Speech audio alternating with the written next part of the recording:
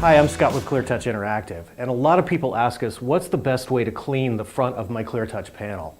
Well, the best thing is to always use a nice clean microfiber cloth. So if it's just some smudges or fingerprints, you can easily wipe that in a circular pattern, cleaning all the way around the panel. However, if you do need something with a little more cleaning power, we certainly recommend a type of electronic wipe or any kind of cleaner like that. So again, just wipe over the surface, get off all those smudges and fingerprints, and then use that microfiber towel to go back and dry the panel.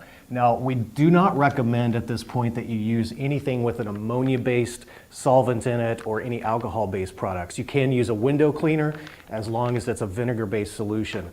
But again, the microfiber towel is really going to be your secret to keeping the panel clean, making sure that all of the IR emitters around the panel stay clean and dust-free for a flawless use with your panel. If you are going to use some kind of spray solution, make sure it's vinegar-based only and not any ammonia or alcohol in it, and always spray it directly on the cloth, not on the ClearTouch panel. So those are just a few suggestions to keep your ClearTouch panel nice and clean and working flawlessly. Be sure to click the thumbs up down below to like this video and subscribe.